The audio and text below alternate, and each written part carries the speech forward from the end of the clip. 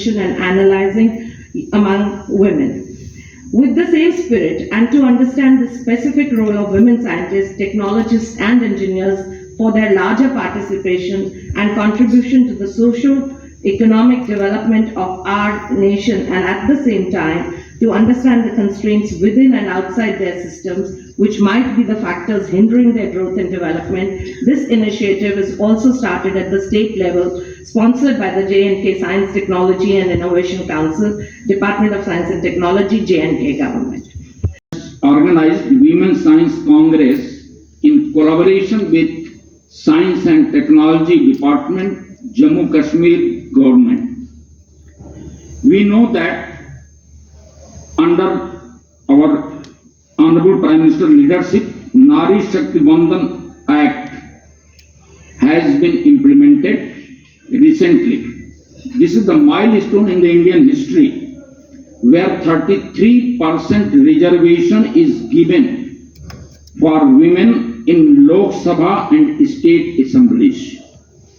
Similarly, our Honorable Lieutenant Governor has adopted several measures to promote the girls in science and technology as well as in other fields of the life. Professor Vibha Tandon ji mentioned that it's not that our girls and women are not doing well in the science or in other fields, but that's not projected globally. और उन्होंने एक और कहा, ये देश वो है यत्र नारी पूजयन्ते रमन्ते तत्र देवता। तो हम तो इस कल्चर से आते हैं, but for knowledge economy their larger participation in science and technology, engineering and agricultural sciences is required. Keeping this in mind, the Women's Science Congress is being organized by the University of Jammu, and all possible support has been extended by the Science and Technology Department of the Jammu Kashmir government. This itself shows that how much Jammu Kashmir government is promoting the women's and girls in education and science. Jammu university के सभी senior professors, women scientist, innovators, students, देवियों से जनोर मित्रों, 1 फरवरी को देश की संसद में 2024-25 का इंटरिम बजट प्रस्तुत करते हुए देश की वित्त मंत्री श्रीमती निर्मला सीतारमण जी ने 2 महत्वपूर्ण तथ्य देश के सामने रखे थे। पहला, साइंस, टेक्नोलॉजी, इंजीनियरिंग तथा मैथमेटिक्स यानी स्टेम कोर्सेस में देश की महिलाओं की हिस्सेदारी 43% हो गई है, जो पूरी दुनिया में सबसे अधिक है। अगर विश्व के अन्य शक्तिशाली देशों से हम तुलना करें तो अमेरिका में स्टेम एजुकेशन में महिलाओं की जो हिस्सेदारी है वो 34% है, ऑस्ट्रेलिया में 32.1% है, जर्मनी में 27.6% है। पार्लियामेंट के फ्लोर पर वित्त मंत्री जी ने दूसरा तथ्य रखा कि मोदी सरकार द्वारा 30 करोड़ विमेन एंटरप्रेन्योर्स को मुद्रा योजना से जोड़ा गया है। ये 2 तथ्य ऐसे हैं जो वर्ष 2024 के शुरुआती 2 महीने की सबसे बड़ी खबर में इसे मानता हूं। वित्त मंत्री जी ने एक तीसरी घोषणा भी की जिस पर आपका ध्यान गया होगा, और मुझे लगता है कि ये भविष्य की सबसे बड़ी खबर बनने वाली है।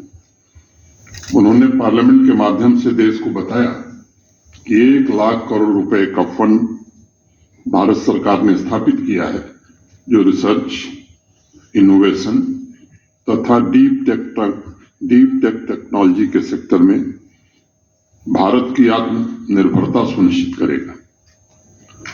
आज मुझे वाकई कहते हुए ये प्रसन्नता है कि अनुभूति हो रही है कि नारी शक्ति ने अपने टैलेंट तथा अपने सामर्थ्य से साइंस टेक्नोलॉजी में अग्रणी स्थान हासिल करके फिर से भारत माता का सर गर्व से ऊंचा किया है।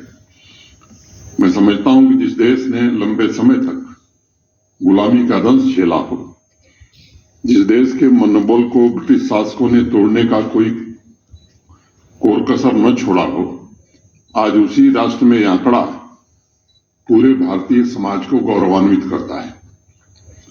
अभी कुलपति जी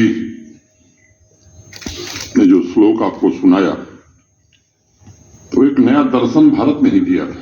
यत्र नार्यस्ति पूज्यन्ते रमन्ते तत्र देवता, यत्र एतास्तु न पूज्यन्ते सर्वास्त्रा फला क्रिया। जहां महिलाओं की पूजा होती है वहीं देवता निवास करते हैं, और जहां स्त्रियों की पूजा नहीं होती है, उनका सम्मान नहीं होता है, वहां किए गए समस्त अच्छे कर्म निष्फल हो जाते हैं। ये मैं समझता हूं कि भारत के अलावा, हमारे देश के अलावा दुनिया के किसी देश में ये सिद्धांत कभी प्रतिपादित हुआ नहीं होगी।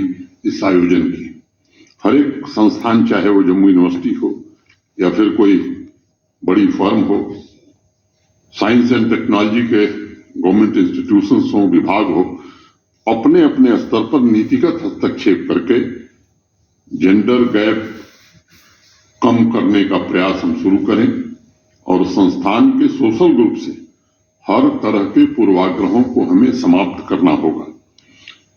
जम्मू कश्मीर के किसी भी संस्थान में अगर ऑर्गेनाइजेशनल पॉलिसी की वजह से उनके साथ भेदभाव हो रहा है, तो मैं आज आपको भरोसा देता हूं कि उस पॉलिसी को जल्द से जल्द स्क्रैप कर दिया जाएगा, समाप्त कर दिया जाएगा।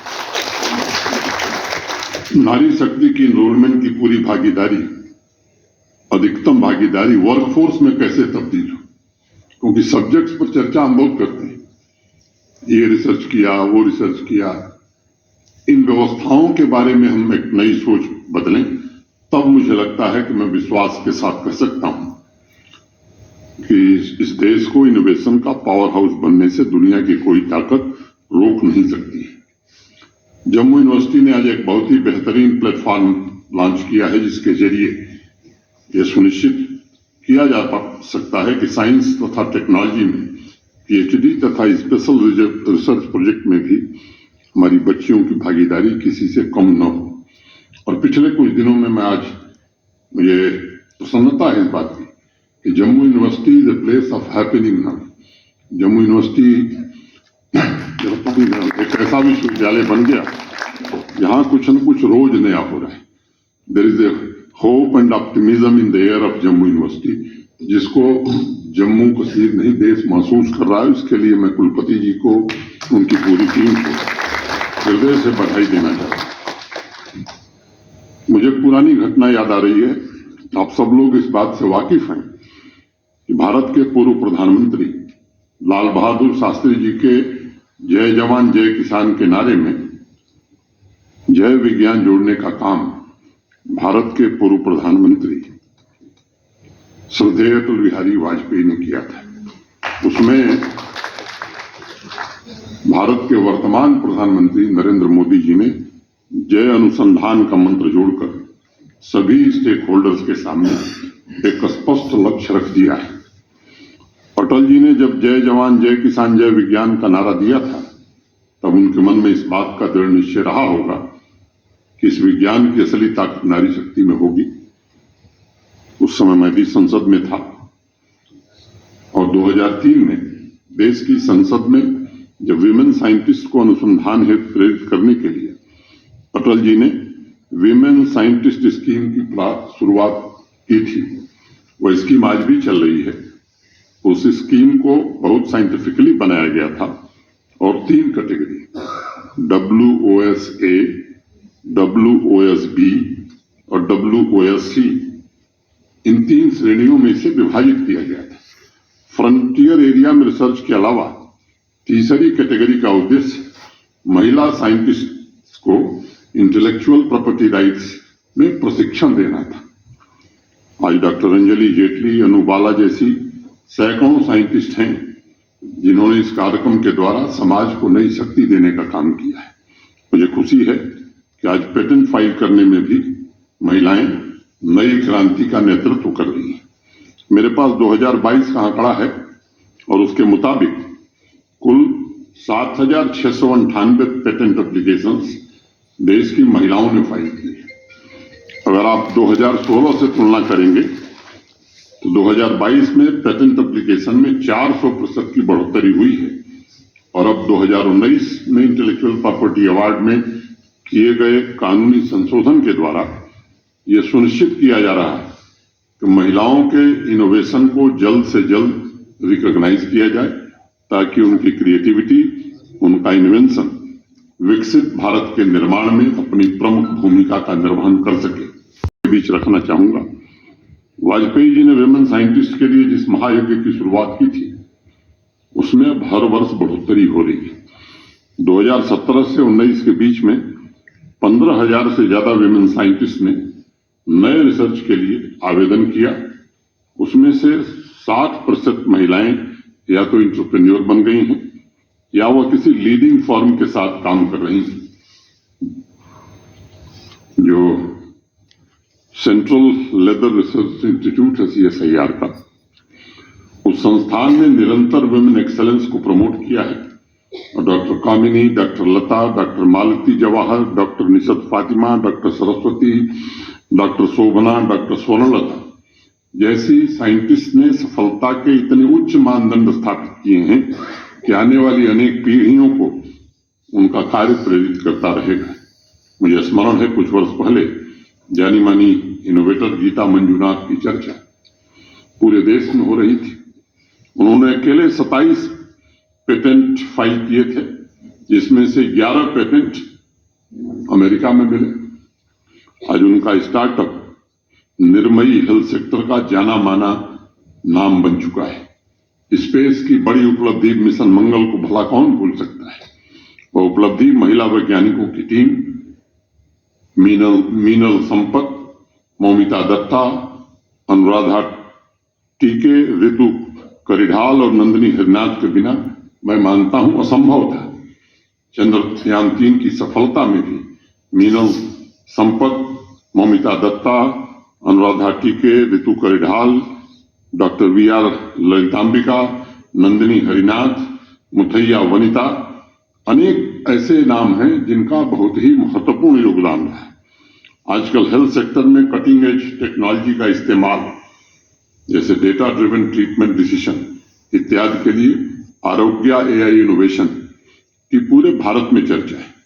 इस स्टार्टअप की स्थापना डॉक्टर प्राप्ति जायसवाल ने किया था। अगस्ता सॉफ्टवेयर ने दुनिया का सबसे छोटा ECG डिवाइस बनाया। इसकी संस्थापक नेहा रस्तोगी है।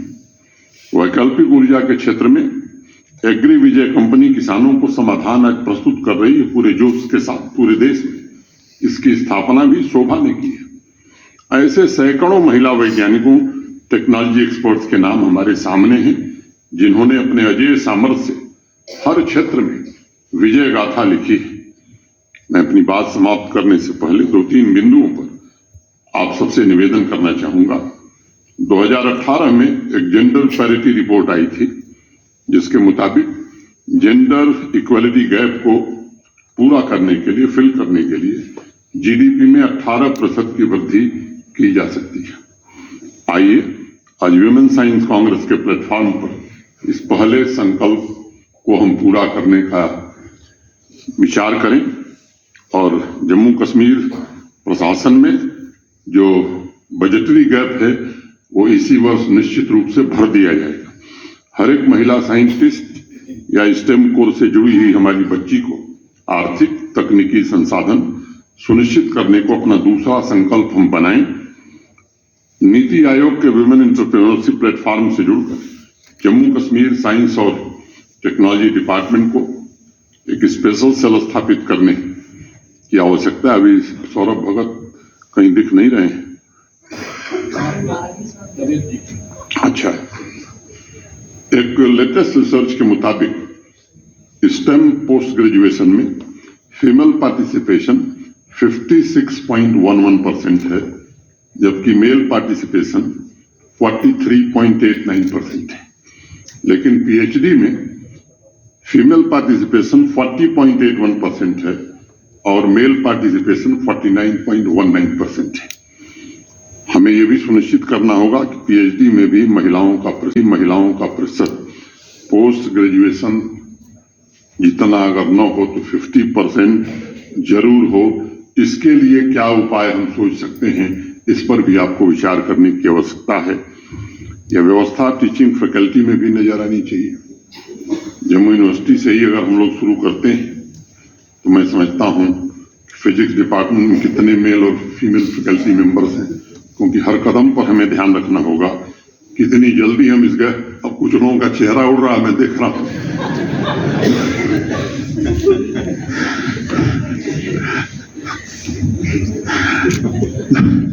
अगर वास्तव में हम करना चाहते हैं तो इस गैप को मैं मानता हूं कि 6 महीने 1 साल में नहीं हो सकता है, लेकिन अगर आज हम तय करेंगे तो निश्चित रूप से इस गैप को हम भर सकते हैं। और मेरा आग्रह होगा कि सिर्फ चर्चा, गोष्ठी, कांग्रेस ये मददगार जरूर होंगे, लेकिन एकजुट होकर के इस दिशा में सही काम अगर हम करेंगे तो मैं यकीनी तौर पर कह सकता हूं कि 3 वर्षों में स्थिति यहाँ की हम बदल सकते हैं। और जो भी जरूरी इंटरवेंशन है उसे हम जरूर करें। विकसित भारत के साइंस और टेक्नोलॉजी का कंप्लीट नेतृत्व भारत की नारी शक्ति करे। मैं समझता हूं इसका मार्ग ये जम्मू विश्वविद्यालय में होने वाला कार्यक्रम उसका एक रोड मैप तैयार करता है, तो मुझे अत्यंत खुशी होगी। मैं एक बार फिर से कुलपति जी को, उनकी पूरी टीम को हृदय से बधाई देता हूं और जो जम्मू कश्मीर के बाहर के साइंटिस्ट आए हैं उनका मैं विशेष रूप से स्वागत करता हूं, अभिनंदन करता हूं। बहुत बहुत धन्यवाद। नमस्कार। जय हिंद।